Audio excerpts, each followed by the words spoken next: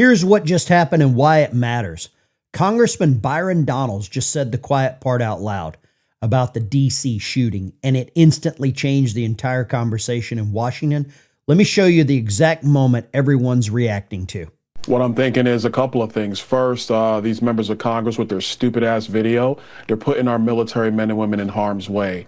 That's number one. Number two, now that we're finding out that this shooter is an Afghani national that came in during in the year 2021, well, gee, what happened in 2021? Oh, yes, it was the botched withdrawal of Afghanistan from Joe Biden, one of the very worst geopolitical and military decisions by the former president of the United States.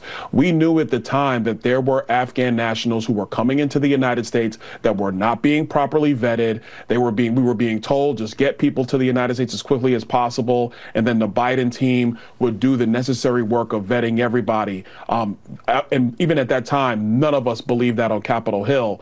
So now, 4 years later, we have an Afghan national in the streets of Washington, D.C., who decided to shoot to kill, let's be clear, shoot to kill two of our National Guardsmen from the state of West Virginia. This is disgusting. And it says Democrat fingerprints all over it. And look, I understand Rob O'Neill. I thank him for his service. He did more than most Americans ever have done for this nation. But I'm going to be very clear. This is Democrat fingerprints all over it. Because in 2021, Joe Biden, Alyssa Slotkin, Mark Kelly, and the rest of those Democrats, they had no problem, whether it was Afghanis coming in recklessly without proper vetting, or people from 184 different countries coming into the United States at will with no checks, no desire to vet, and doing nothing to secure this nation. And now two of our National Guardsmen are fighting for their life as a result. All right, now let's break down what he's actually pointing to and why this is blowing up politically. Byron came out last night and said something a lot of people were thinking, but very few were willing to actually say out loud. His reaction to the D.C. shooting, where two National Guardsmen from West Virginia were targeted, wasn't vague, wasn't cautious, it wasn't political spin.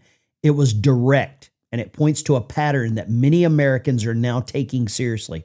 Donald said the shooting has Democrat fingerprints all over it.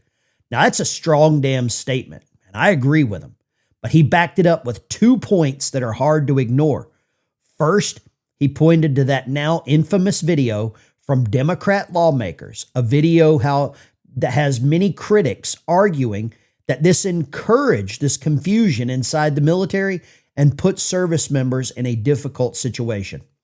Donald said that kind of messaging creates real-world consequences, especially when the country is already on an edge. And then came the second point, and this is where the conversation shifts. New details released this week show the shooter was an Afghan national who entered the United States during 2021. During the chaotic Afghanistan withdrawal under the Biden administration. Byron didn't mince any words here either. He said what many policymakers have said privately for years, that the rushed evacuation brought in individuals who were never properly vetted. Byron's reminded everyone that lawmakers on Capitol Hill were raising these concerns back then.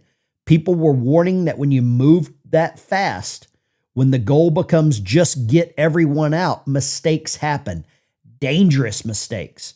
And now 4 years later, we have one of those individuals involved in a shooting in our nation's capital. Not random violence, but an attack on uniformed National Guard members. Byron called it shoot to kill. And based on the early reports, that's exactly what it was. Now let's zoom out a little bit here. The reason this story is getting traction isn't just because of what happened, but because of what it represents. Long-term consequences of a rush policy, a national security lapse that was ignored, and a political establishment that pretended concerns didn't exist. Whether you agree with Byron wording or not, the underlying point is hard to argue with. This never should have happened. So what does this mean going forward? It means the vetting issue is back on the national stage. It means Congress is likely going to demand new accountability. And it means the political blame game is about to heat up. And it's going to heat up very damn quickly, especially heading into the 2026 cycle, We've got another continuing resolution that's going to be voted on in January. But for now, the biggest questions remain simple. How did this individual slip through unchecked? And how many more thousands of other cases are just like this, buried in the system? We're going to follow this as it develops. I've got another clip I want to show you here of Stephen Miller. In the Biden administration, the Democrats have inflicted on this nation the worst national security threat in our history. We've never faced a threat like this. 20 million people brought into our country from the most failed societies on earth. Afghanistan, Somalia, Libya, Iraq, brought here. No vetting, no conditions, no rules. Brought here on visas, brought here on as refugees, brought here as asylees, brought here as illegals, brought here in every way imaginable, by plane, train, bus, automobile, by land, by sea. For 4 straight years, they deluged this country.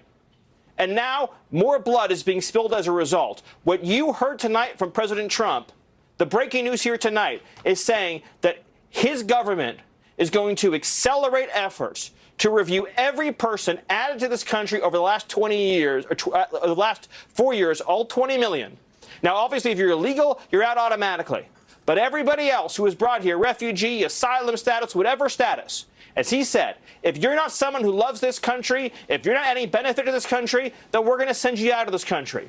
Because it's enough already. No one else has to die. No one else has to be murdered. No one else has to be shot. No more empty seats are needed at the Thanksgiving table or the Christmas table because of what Democrats have done to this country. Stephen Miller brought up a solid point.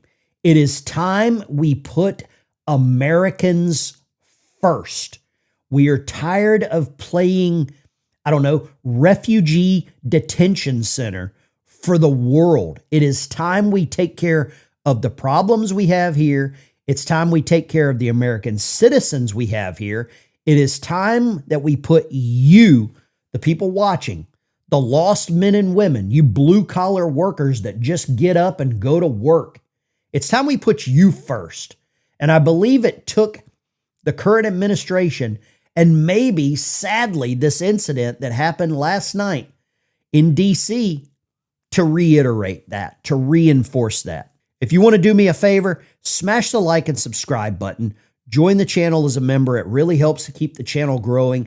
It really tells the algorithm to show this content to more people.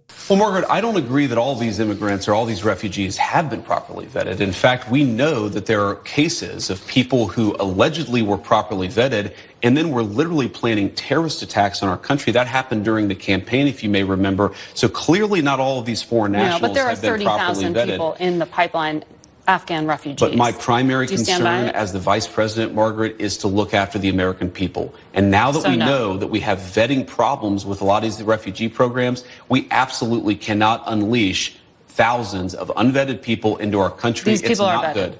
In the clip you just saw, J.D. Vance laid it out precisely that we need to once again look further into these Afghanistan refugees.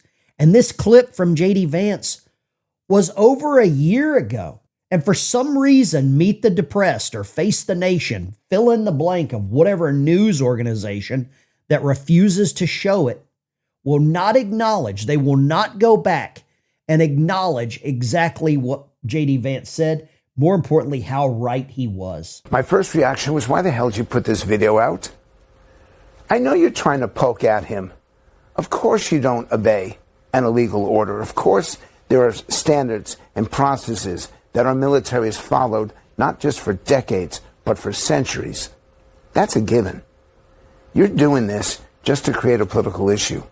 And shame on you, because there are men and women who are serving in Japan, in Korea, all over the globe, in the Middle East, in other Asian countries. And this is Thanksgiving. And they're not home. And they're sacrificing for this country. And you're playing politics at this point? This is something I never thought I would see.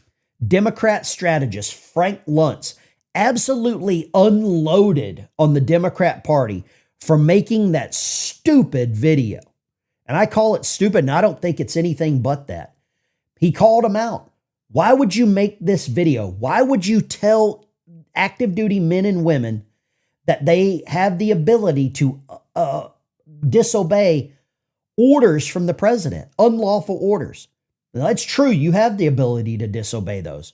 But there's not been any unlawful orders given by the president of the United States. This was done to incite exactly what we're seeing right now. More division across our country. And we need to come together. We don't need to wait for another big event, another black swan event like what happened 24 years ago. We don't need to wait for that, for us to come together and keep our nation on the right path. And he said, great countries honor their word. Of course, nobody disagrees with that. It's a ridiculous platitude. The question is not whether we honor our word. The question is, who have we made promises to? Who do we owe an obligation toward? And to any leader of this country, the obvious answer should be American citizens. So let's focus first on getting them out of Afghanistan before we say another word about the Afghan refugees. Now, Senator Sass also said that he would welcome the Afghan refugees to his neighborhood with open arms. That's very sweet of him. I'm sure a lot of liberals will say very nice things about him because he said that.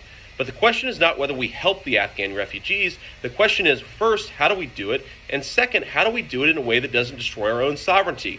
So let's have an honest question about what exists in Afghanistan. According to Pew, 40% of the people there believe that blowing yourself up, committing a suicide bombing, is an acceptable way to solve a problem.